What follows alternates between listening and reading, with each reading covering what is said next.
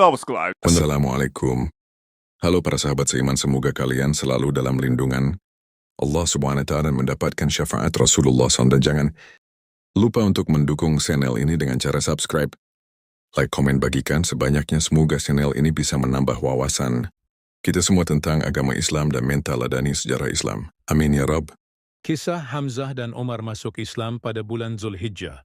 Bulan Zulhijjah tidak saja identik dengan pelaksanaan ibadah haji di Tanah Suci, tapi pada bulan ke-12 dalam penanggalan Hijriah ini juga terdapat peristiwa penting masuk Islamnya Hamzah bin Abdul Muthalib dan Umar bin Khattab, dua tokoh Muslim penting yang memiliki peran strategis dalam penyebaran Islam pada masanya. Hamzah dan keislamannya. Hamzah merupakan paman sekaligus saudara sepersusuan Rasulullah. Ia putra dari Abdul Muthalib, kakek Nabi, sekaligus adik dari Abdul Muthalib, beda ibu.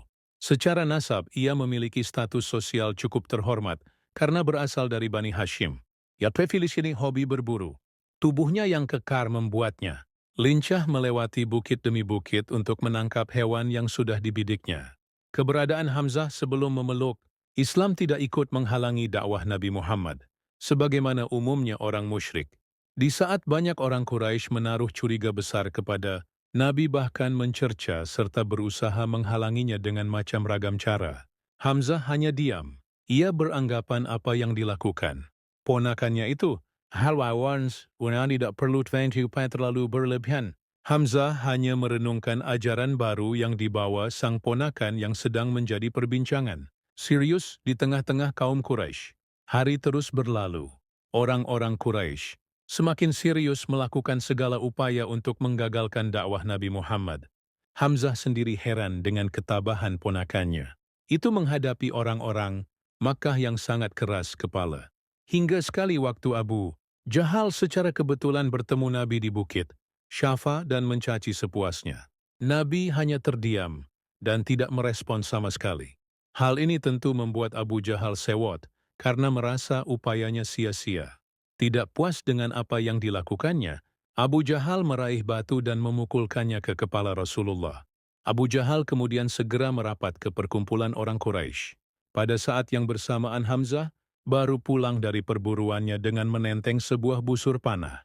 Ia diberitahu oleh budak perempuan milik Abdullah bin Jad'an, yang kebetulan menyaksikan peristiwa itu, perihal apa yang baru saja dialami ponakannya. Mendengar kabar tersebut, segera Hamzah mencari Abu Jahal untuk menuntut balas. Dengan wajah penuh amarah, ia akhirnya berhasil menemukan keberadaan orang yang dicarinya dan memberi pelajaran kepada Abu Jahal. Selanjutnya, mari simak riwayat yang dikutip Safiur Rahman Al-Mubarakfuri dalam Ar-Rahiqul Makhtum. Artinya, begitu Hamzah memasuki masjid, dia berdiri di dekat kepala Abu Jahal dan berkata, "Wahai orang yang berpantat kuning, apakah engkau berani mencela saudaraku, padahal aku telah mengikuti agamanya?" Seketika itu juga Hamzah memukul kepala Abu Jahal dengan tangkai busur. Orang-orang Bani Makhzum, suku pihak Abu Jahal, bangkit berdiri. Begitu pula yang dilakukan orang-orang dari Bani Hashim, suku pihak Hamzah. Berkat pembelaannya itu, Hamzah mendapat hidayah dan memeluk Islam. Tepatnya pada bulan Zulhijjah, akhir tahun ke-6 dari kenabian. Safiur Rahman Al-Mubarakfuri, Ar-Rahiqul Makhtum, 2016-68. Umar dan keislamannya. Sebelum memeluk agama Islam, Umar terkenal sebagai orang yang paling memusuhi Nabi karena tidak suka dengan ajaran baru yang dibawanya karena dianggap memecah belah kaum Quraisy. Perangainya yang keras dan kasar membuatnya ditakuti oleh siapapun. Umar sendiri berasal dari keturunan suku Bani Adi, salah satu suku turunan Quraisy yang secara status sosial tidak terlalu terpandang. Begitupun ayahnya, Khattab bin Nufail, seorang pedagang biasa yang juga tidak terlalu menonjol. Jadi, posisi Umar sebagai orang yang ditakuti memang karena tubuh kekar dan keberaniannya, sehingga membuat semua orang segan. Watak temperamentalnya membuat setiap umat Muslim yang ia temui pasti akan disakitinya. Hingga pada puncaknya ia berpikir bahwa satu-satunya jalan untuk menghentikan dakwah Nabi Muhammad adalah dengan membunuhnya, dengan membawa pedang yang terhunus. Umar pergi mencari keberadaan Nabi. Namun sebelum menemukan beliau, Umar dicegat oleh Nuaim bin Abdullah dan mengajaknya untuk menemui adiknya, Fathimah bin Khattab yang sudah masuk Islam. Singkat kisah, Umar menemui adiknya dan marah besar karena sudah tidak lagi berpegang pada ajaran nenek moyang.